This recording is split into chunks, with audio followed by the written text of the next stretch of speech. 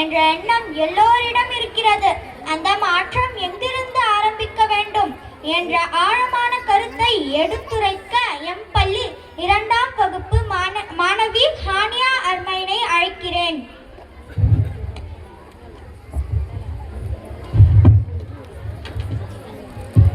மாண்புமிகு நடுவர் பெருமக்களுக்கும் மதிப்பிற்குரிய ஆசிரியர்களுக்கும் என் அன்பு நண்பர்களுக்கும் அஸ்ஸலாமு அலைக்கும் வரஹ்மத்துல்லாஹி வபரகாத்து. ஒரு கேள்வியுடன் என் உரையை ஆரம்பிக்க விரும்புகிறேன்.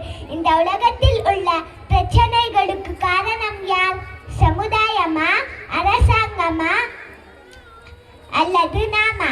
நாம் அடிக்கடி சொல்லும் ஒரு வார்த்தை என்ன தெரியுமா? சமுதாயம் கெட்டு போய்விட்டது. ஆனால் ஒரு நிமிடம் யோசித்து பாருங்கள், சமுதாயம் யார்? சமுதாயம் என்றால் நாம் தான். நானும் நீங்களும், நம்மில் ஒவ்வொருவரும். அன்புடையவர்களே, அல்லாஹ் திருக்குரானில் ஒரு மிகப்பெரிய உண்மையை நமக்கு சொல்லிக் கொடுக்கிறான்.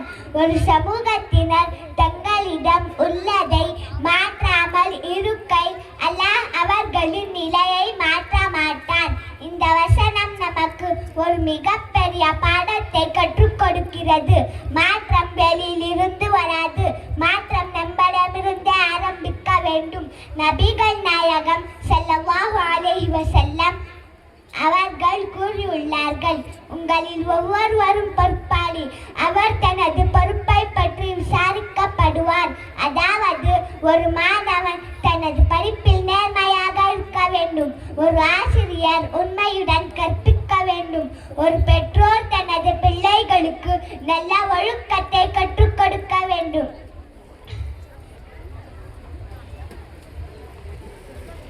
ஒவ்வொருவரும் தங்களை திருத்திக் கொண்டால் சமுதாயம் தானாகவே திருந்திவிடும். அன்புடையவர்களே, ஒரு சிறிய கதையை சொல்ல விரும்புகிறேன்.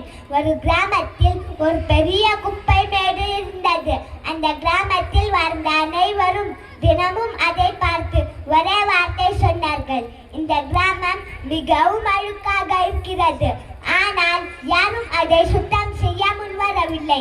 ஒரு நாள் ஒரு சிறிய சிறுவன் ஒரு கூடையை எடுத்துக்கொண்டு அந்த குப்பையை சுத்தம் செய்ய ஆரம்பித்தான். அதை பார்த்தவர்கள் முதலில் சிரித்தார்கள்.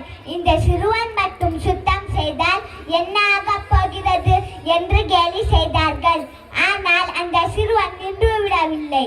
அவன் தொடர்ந்து சுத்தம் செய்தால் சிறிது நேரத்தில் ஒருவர் வந்து அவனுடன் சேர்ந்தார். பிறகு இன்னொருவர், பிறகு பலர். சிறிது நேரத்தில் அந்த கிராமம் முழுவதும் சுத்தமாக மாறியது. அன்புடையவர்களே, அந்த பெரிய மாற்றத்தை ஆரம்பித்தது ஒரு சிறிய சிறுவன் தான். பெரியவர்கள் ஒரு அழகான மேற்கோள் கூறியுள்ளனர், நீங்கள் உலகத்தை மாற்ற விரும்பினால் முதலில் உங்களை மாற்றிக் கொள்ளுங்கள். நாம் அனைவரும் சமுதாயத்தை மாற்ற விரும்புகிறோம். ஆனால் முதலாவது மனிதராக மாற யாரும் தயாராக இல்லை. இன்று அந்த முதலாவது மனிதன் நாமாக இருக்கலாம். நாம் மாறினால் நமது குடும்பம் மாறும். நமது குடும்பம் மாறினால் சமுதாயம் மாறும். சமுதாயம் மாறினால் ஒரு நல்ல உலகம் உருவாகும். எனவே நினைவில் கொள்ளுங்கள், ஒரு தனி மனிதனின் சீர்திருத்தம் தான் ஒரு முழு சமுதாயத்தின் சீர்திருத்தத்திற்கு முதல் படி. அல்லாஹ் நம்மை நல்ல மனிதர்களாக மாற்றி நல்ல சமுதாயத்தை உருவாக்கும் ஆற்றலை வழங்குவானாக.